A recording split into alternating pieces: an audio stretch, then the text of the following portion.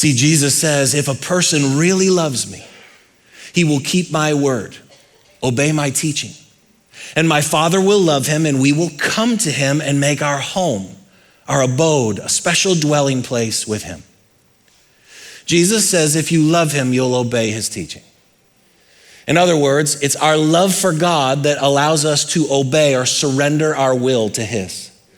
He goes on later to say, you are my friends if you do what I command. So if we love God and we're his friends, we will be able to submit and surrender our will to his or obey him. You can just think of obedience as surrendering my will to his. And we know this is true because the people we love and that we're friends with will submit and surrender our will to them. Because we love them, we're in relationship with them. So it's okay to be like, yeah, I don't want that for dinner, but it's okay, I'll surrender my will to yours because I love you and we're friends. It's our love for God that leads us to surrender our will. And isn't it interesting that it's God's love for us that creates our love for him? We love because he first loved us.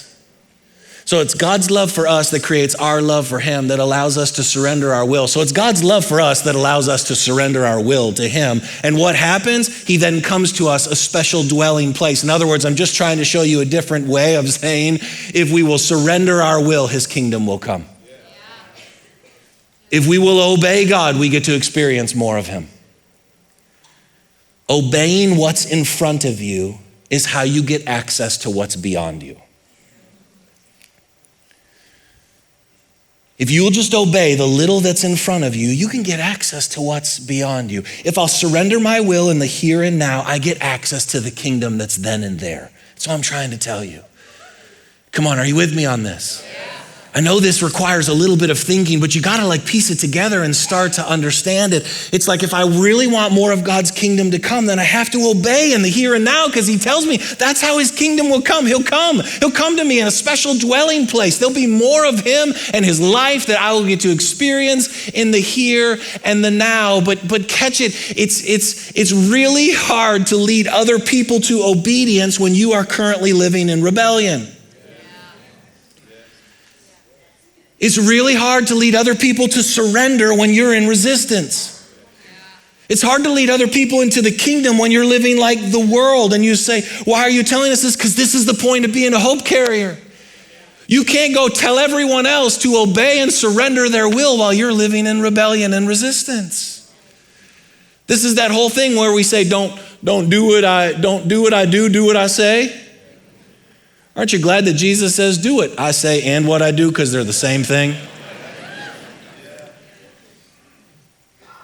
I think this is so important for us. It's like, do we really want to see God's kingdom come? I think we're often waiting on God to move, and he's just waiting for us to obey. This is what we do. We're like, God, I want your kingdom to come. But then we just kind of do what we want. God, I really want your kingdom to come in my family. But then we live with bitterness and resentment and harsh words towards our spouse or dishonor our parents and don't do what they ask. God, I really want your kingdom to come in my classroom, but then we spend the entire break time gossiping and grumbling about this generation. God, I really want your kingdom to come in my business, but then we don't do things with integrity. We don't let our yes be yes and our no be no. We treat people harshly and we don't have character. God, I really want to see your kingdom come in my art and my music and my media, but then I fill my mind with a bunch of dark worldly things. God, I really want your kingdom to come in my sports, but then I just don't do it with all my heart.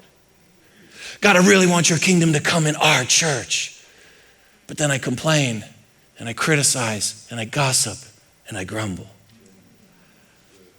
Maybe the kingdom coming is more on us than it is on God. God, I want your kingdom to come. Move over, you're too close. God, I need your kingdom to come. Stop bothering me.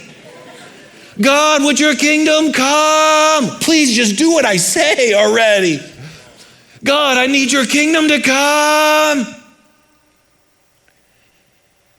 How can I bless you and serve you and help you? His kingdom just came.